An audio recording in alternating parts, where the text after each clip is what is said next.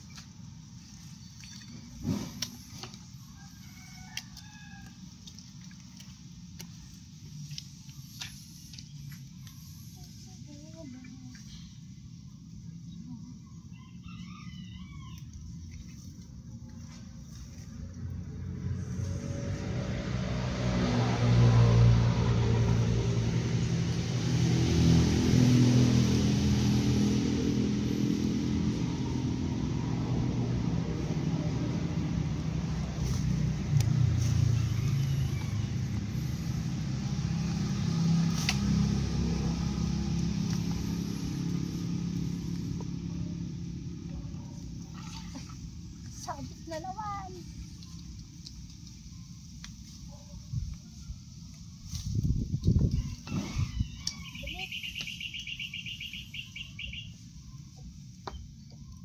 Nangyari na naman yung panungkit ko.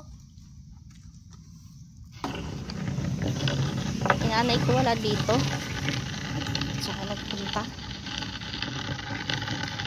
Mga destino sa iba. Nakakot tayong sasamping. Nahugot pati tuloy yung vines. Ang dami sa taas. Masyadong mataas. Hindi ko mahila. Ito pwede to. Ayan o. Tignan. Sarap to. So, meron pa tayo ditong baag. Ay, baag. Ano. Ito. Tawag nito. Ito para to sa mga high blood.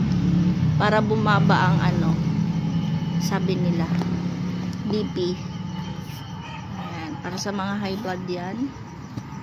Kain kayo niyan. Pero hindi pwede sa mga bagong panganak kasi mabibinat. Ito yung kinain ko noon. Nabinat ako. Tapos ang cute na kalabasa na bigay ng kapitbahay yan. Yan. Thank you sa nagbigay kay Ibiw. Tapos, di ba ang mahal ng kamatis? 250, 260 na ang kilo dito ngayon sa Pangasinan. Take note ha, probinsya na to. Pero ito, pinitas lang sa tabi-tabi. So, pwede na yan. Pahinugin pa natin. Pwede ito pang salad. Yum yum. Luto na tayo.